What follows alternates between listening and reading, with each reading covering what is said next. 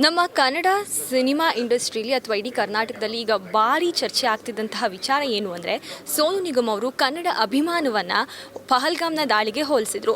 ಇದೀಗ ಆ ಒಂದು ವಿಚಾರ ಏನಾಯಿತು, ಅದಕ್ಕಾಗಿ ಅವರನ್ನು ಕರ್ನಾಟಕದಿಂದನೇ ಬ್ಯಾನ್ ಮಾಡಬೇಕು ಅಂತ ಹೇಳಿ ಏನು ಆದೇಶ ಹೊರಬಿದ್ದಿತ್ತು ಫಿಲಮ್ ಚೇಂಬರಿಂದ. ಅದಾದ ನಂತರದಲ್ಲಿ ಒಂದು ಪ್ರಶ್ನೆ ಇತ್ತು, ಹಾಗಾದರೆ ಮುಂದೆ ಸೋನು ನಿಗಮ್ ಅವ್ರನ್ನ ನಿಜಕ್ಕೂ ಬ್ಯಾನ್ ಮಾಡ್ತಾರಾ, ಅವ್ರ ಮುಂದೆ ಯಾವುದೂ ಹಾಡುಗಳಲ್ಲಿ ಹಾಡಲ್ವಾ ಅಂತ ಹೇಳಿ. ಇವಾಗ ಆ ವಿಚಾರಕ್ಕೆ ಸಂಬಂಧಪಟ್ಟಂತೆ ಒಂದು ಬೆಳವಣಿಗೆ ಆಗಿದೆ. ಏನು ಅಂದರೆ ಕುಲದಲ್ಲಿ ಕೀಳು ಯಾವುದು ಅನ್ನೋ ಒಂದು ಸಿನಿಮಾ ಇದೇ ಮೇ 23ನೇ ತಾರೀಕು ಬಿಡುಗಡೆಗೆ ಸಜ್ಜಾಗಿದೆ. ಆದರೆ ಈ ಸಿನಿಮಾದಲ್ಲಿ ಈಗಾಗಲೇ ಸೋನು ನಿಗಮ್ ಅವರು ಹಾಡು ಹೇಳಿದರು. ಅವ್ರು ಹೇಳಿದಂಥ ಏನು ಹಾಡಿದೆ ಅದನ್ನು ಸಿನಿಮಾದಿಂದ ತೆಗೆದಾಕಿದ್ದಾರೆ. ಈ ವಿಚಾರಕ್ಕೆ ಸಂಬಂಧಪಟ್ಟಂತೆ ಈಗ ನಮ್ಮ ಜೊತೆ ಮಾತಾಡೋದಕ್ಕೆ ಕುಲದಲ್ಲಿ ಕೀಳು ಯಾವುದೋ ಸಿನಿಮಾದ ಪ್ರೊಡ್ಯೂಸರ್ ಆದಂತಹ ಸಂತೋಷ್ ಕುಮಾರ್ ಸರ್ ಇದ್ದಾರೆ. ಬನ್ನಿ, ಅವ್ರನ್ನ ಮಾತನಾಡಿಸ್ತಾ ಹೋಗ್ತೀನಿ. ಸರ್ ನಮಸ್ಕಾರ. ನಮಸ್ಕಾರ ಸರ್, ಇದು ಸಣ್ಣ ಡಿಸಿಷನ್ ಅಲ್ಲ, ಯಾಕಂದರೆ ಸೋನು ನಿಗಮ್ ಅವರ ಹಾಡು ಅವ್ರ ಟೈಮ್ ಸಿಕ್ಕಿ ಅವ್ರ ಜೊತೆ ಹಾಡ್ಸೋದೇ ಒಂದು ದೊಡ್ಡ ಟಾಸ್ಕ್. ಅಂಥದ್ರಲ್ಲಿ ನೀವೊಂದು ಈ ಡಿಸಿಷನ್ ತೊಗೊಂಡಿದ್ದೀರಾ, ಏನು ಹೇಳ್ತೀರಾ ಸರ್ ಅದ್ರ ಬಗ್ಗೆ? ನೋಡಿ, ಎಲ್ಲದಕ್ಕಿಂತ ಹೆಚ್ಚಾಗಿ ಇದು ಅವರು ಅವಮಾನ ಮಾಡಿರೋದು ಕನ್ನಡಿಗರಿಗೆ. ಸೊ ನಾವು ಕನ್ನಡ ಸಿನಿಮಾ ಮಾಡ್ತಾ ಇರೋದು ಕನ್ನಡಿಗರಿಗೋಸ್ಕರ ಮಾಡ್ತಾಯಿದ್ವಿ. ಅವ್ರಿಗೆ ಅವಮಾನ ಆದಮೇಲೆ ನಾವು ಕನ್ನಡ ಸಿನಿಮಾ ಮಾಡಿ ಏನು ಪ್ರಯೋಜನ? ಅವ್ರು ಎಷ್ಟೇ ದೊಡ್ಡವರಾಗಿರ್ಬೋದು, ಆ ಒಂದು ವ್ಯವಧಾನ ಅನ್ನೋದಿರುತ್ತಲ್ಲ, ಒಂದು ಬಿಹೇವಿಯರ್, ಒಳ್ಳೆ ಬಿಹೇವಿಯರ್ ಇಟ್ಕೊಂಡು ಅವತ್ತು ಕರೆಕ್ಟಾಗಿ ಆನ್ಸರ್ ಮಾಡಿದ್ದಿದ್ರೆ ಸೊ ಅವ್ರು ದೊಡ್ಡವ್ರು ಆಗ್ತಿದ್ರು. ಸೊ ಇವತ್ತು ಆ ಸಾಂಗ್ ಕಟ್ ಮಾಡೋಕ್ಕೆ ರೀಸನ್ನೇ ಅವರ ಮಾತು. ಅವರು ಹೋಲಿಸಿರೋದು ಒಂದು ಟೆರರಿಸ್ಟ್, ಒಂದು ದೊಡ್ಡ ಒಂದು ನೋವಲ್ಲಿ ಇರೋವಂಥ ಪರಿಸ್ಥಿತಿಯಲ್ಲಿ ಕರ್ನಾಟಕ, ಅದರಲ್ಲೂ ಆ ಟೈಮಲ್ಲಿ ಆ ವರ್ಡ್ ಬೇಕಾಗಿರಲಿಲ್ಲ. ಸೊ ಹಾಗಾಗಿ ಈ ಡಿಸಿಷನ್ ನಾವು ತೊಗೊಂಡಿದ್ದೀವಿ.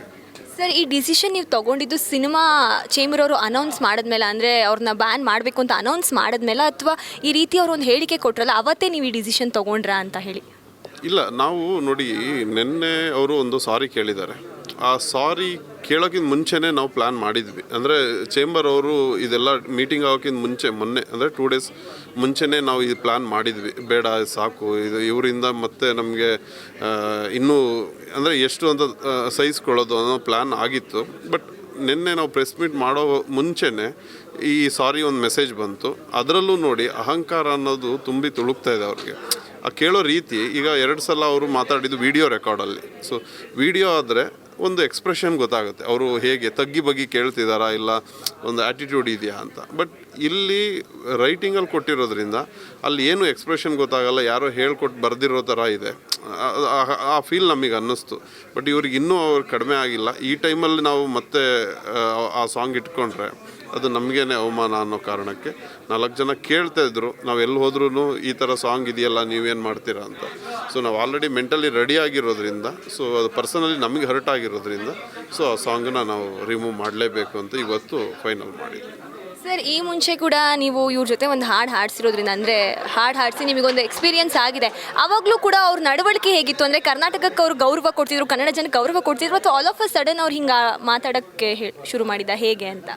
ಇಲ್ಲ ನೋಡಿ, ಅದೇ ನಮ್ಮ ಡೈರೆಕ್ಟರ್ ಸರ್ ಹೇಳ್ದಂಗೆ, ಈಗ ಚಿಕ್ಕಬಳ್ಳಾಪುರದಲ್ಲಿ ಯಾವುದೋ ಒಂದು ಫಂಕ್ಷನಲ್ಲಿ ಅವರು ಇದೇ ಥರ ಆ್ಯಟಿಟ್ಯೂಡ್ ತೋರಿಸಿ ಸುಮಾರು ಗಲಾಟೆ ಆಗಿತ್ತು. ಸೊ ಬಟ್ ಈ ಸಿನಿಮಾಕ್ಕೋಸ್ಕರ ಅವ್ರೇನು ತೊಂದರೆ ಕೊಟ್ಟಿಲ್ಲ. ಓಕೆ, ಇದು ಓನ್ಲಿ ಪರ್ಸನಲಿ ಏನಿಲ್ಲ, ನಮ್ಮ ಕನ್ನಡಿಗರಿಗೆ ಒಂದು ಅವಮಾನ ಮಾಡಿರೋದು ಒಂದೇ ಒಂದು ವಿಷಯ ಬಿಟ್ಟರೆ, ಬಟ್ ಸಾಂಗ್ ಹಾಡೋದಾಗಲಿ, ಕನ್ನಡಿಗರಿಗೆ ಅಲ್ಲಿ ಹೋದಾಗ ನಡೆಸ್ಕೊಳ್ಳೋ ರೀತಿ ಅಷ್ಟೊಂದು ಆ ಥರ ಏನು ಕೆಟ್ಟದಾಗಿ ನಡ್ಕೊಂಡಿಲ್ಲ ನಮ್ಮ ಜೊತೆ.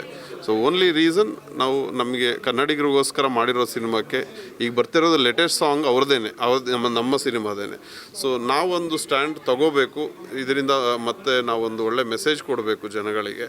ಇದು ಯಾವುದೇ ಥರದ್ದು ಪಬ್ಲಿಸಿಟಿ ಆಗಲಿ ಆ ಥರ ಏನಿಲ್ಲ. ಯಾಕೆ ಪಬ್ಲಿಸಿಟಿ ಮಾಡೋಕ್ಕೆ ನಾವು ಆಲ್ರೆಡಿ ಅದಕ್ಕೆ ಅಂತ ಒಂದು ಫಂಡ್ ಇಟ್ಟು ಕೆಲಸ ಮಾಡ್ತಾಯಿದ್ದೀವಿ. ಸೊ ಇದು ದಯವಿಟ್ಟು ಆ ಥರ ಯಾರೂ ತಿಳ್ಕೊಬೇಡಿ. ಪಬ್ಲಿಸಿಟಿ ಅಲ್ಲ, ಇದರಿಂದ ಲಾಸ್ ಇದೆ, ನಿಮಗೂ ಗೊತ್ತಿದೆ. ಒಂದು ಸಾಂಗ್ ಹಾಡಿಸಿ ಅದನ್ನು DI ಮಾಡಿಸಿ ಅದನ್ನು ಮತ್ತೆ ಯೂಟ್ಯೂಬಲ್ಲಿ ಬಿಡಬೇಕು, ಆ ವ್ಯೂಸ್ ಎಲ್ಲ ಆಗಿರುತ್ತೆ, ಮ್ಯೂಸಿಕ್ ಕಂಪನಿಗಳಿಗೆ ಲಾಸ್ ಆಗುತ್ತೆ. ಸೊ ಏನೇ ಲಾಸ್ ಆದ್ರೂ ಅಲ್ಟಿಮೇಟ್ಲಿ ನಾನು ಮಾಡ್ತಿರೋದೇ ಸಿನಿಮಾ ಕನ್ನಡಿಗರಿಗೆ, ಅವರಿಗೆ ಇಷ್ಟ ಆಗಬೇಕು ಅನ್ನೋದಾದರೆ, ಸೊ ಇಂಥ ಅವಮಾನ ಅವ್ರಿಗೆ ಆಗಿದೆ ಅಂದರೆ ನಾವು ಇಂಥ ಡಿಸಿಷನ್ ತೊಗೊಳ್ಳೇಬೇಕು. ಅದು ಬೇರೆಯವರು ಇಂಡಸ್ಟ್ರಿಲಿ ಯಾರು ತೊಗೊಳ್ತಾರೋ ಬಿಡ್ತಾರೋ ಗೊತ್ತಿಲ್ಲ. ಸೊ ಇದು ನನಗೆ, ನನ್ನ ಟೀಮ್ಗೆ ಇಷ್ಟ ಆಗಲಿಲ್ಲ, ಆ ಡಿಸಿಷನ್ ತೊಗೊಂಡಿದ್ದೆ ಅದಕ್ಕೋಸ್ಕರ. ಸರ್, ಈ ಸಿನಿಮಾ ಮ್ಯೂಸಿಕ್ ಡೈರೆಕ್ಟರ್ ಬಂದ್ಬಿಟ್ಟು ಮನೋಮೂರ್ತಿ. ಸೊ ಈ ಥರ ನೀವು ಅವ್ರನ್ನ ಬ್ಯಾನ್ ಮಾಡ್ತಿದ್ವಿ, ಅಂದರೆ ಈ ಸಾಂಗ್ ತೆಗ್ದು ಹಾಕ್ತೀವಿ, ಯಾಕಂದರೆ ಅದ್ರ ಹಿಂದೆ ಅವ್ರು ಹಾಡ್ ವರ್ಕ್ ಕೂಡ ಇರುತ್ತೆ. ಯಾಕಂದರೆ ಅವ್ರು ಬರೆದಿದ್ದಾರೆ, ಸೋನು ನಿಗಮೇ ಆಡಬೇಕು ಅಂತ ಹೇಳಿ ಕೂಡ ಒಂದು ಐಡಿಯಾ ಏನಿತ್ತು. ಅವ್ರು ಏನು ಹೇಳಿದ್ರು ಸರ್? ಬಿಕಾಸ್ ಅವ್ರು ಹಾಡ್ ವರ್ಕ್ ಇದೆ ಈ ಸಾಂಗಲ್ಲಿ, ಅದಕ್ಕೋಸ್ಕರ. ನೋಡಿ ಇದರಲ್ಲಿ ಏನೂ ಚೇಂಜಸ್ ಆಗಲ್ಲ, ಸಿಂಗರ್ ಮಾತ್ರ ಚೇಂಜ್ ಆಗ್ತಾರೆ, ಸಾಂಗ್ ಹಾಗೇ ಇರುತ್ತೆ. ಅದರಲ್ಲಿ ನಾವು ಕನ್ನಡಿಗರಿಗೆ ಮತ್ತೆ ಚಾನ್ಸ್ ಕೊಟ್ಟಿದ್ದೀವಿ, ಆಲ್ರೆಡಿ ಹಾಡು ಆಗಿದೆ, ಅವ್ರಿಗೆ ಇನ್ಫಾರ್ಮ್ ಮಾಡಿದ್ದೀವಿ. ಅಂದರೆ ನಾನು ಮಾಡಿಲ್ಲ, ನಮ್ಮ ಡೈರೆಕ್ಟ್ರು ಮಾತಾಡಿದ್ದಾರೆ. ಸೊ ಡೈರೆಕ್ಟ್ರು ಹೇಳಿರೋದು ಅವರಿಗೆ ಸರಿ ತಪ್ಪು ಅದು ನೆಕ್ಸ್ಟು, ಇಲ್ಲಿ ಎಲ್ಲದಕ್ಕಿಂತ ದೊಡ್ಡದು ಸಿನಿಮಾ. ಸೊ ಪ್ರೊಡಕ್ಷನ್ ಅವ್ರು ಏನು ಹೇಳ್ತಾರೆ, ಪ್ರೊಡ್ಯೂಸರ್ ಏನು ಹೇಳ್ತಾರೆ, ಅದು ನಿಮ್ಮ ಇಷ್ಟಪ್ಪ, ನಂದು ನಾನೇನು ಇಂಟರ್ಫಿಯರ್ ಹಾಕೋಕ್ಕಾಗಲ್ಲ ಅಂತ ಅವ್ರು ಹೇಳಿದ್ದಾರೆ. ಸೊ ಹಾಗಾಗಿ ಇದು ನನ್ನ ಕಾಲ್. ಇದು ಪರ್ಟಿಕ್ಯುಲರ್ಲಿ ಬೇರೆಯವ್ರನ್ನ ನಾನು ಯೋಗರಾಜ್ ಸರ್ ಆಗ್ಬೋದು, ಇಲ್ಲ ಮನೋಮೂರ್ತಿ ಸರ್ ಆಗ್ಬೋದು, ಪಾಪ ಅವ್ರು ಯಾವ ವಿಷಯಕ್ಕೂ ಬೇಕು ಬೇಡ ಎರಡೂ ಹೇಳೋ ಪರಿಸ್ಥಿತಿ ಇರಲಿಲ್ಲ. ಓಕೆ, ಸೊ ಇದು ನನ್ನ ಕಾಲು, ಇದು ನನ್ನ ಸಿನಿಮಾ, ನಾನೇ ದುಡ್ಡು ಹಾಕಿರೋದು, ಇದಕ್ಕೆ ಏನೇ ಇದ್ದರೂ ನಾನೇ ಹೊಣೆ ಹಾಕ್ತೀನಿ. ಸೋಲು ಗೆಲುವು ನಾನೇ ಒಪ್ಕೋಬೇಕು, ನಾನು ಇನ್ನೊಬ್ರಿಗೆ ಹೇಳೋದು ಇಲ್ಲ. ಹಾಗಾಗಿ ಸೊ ನಾನೇ ತೊಗೊಂಡಿದ್ದೀನಿ ಡಿಸಿಷನ್.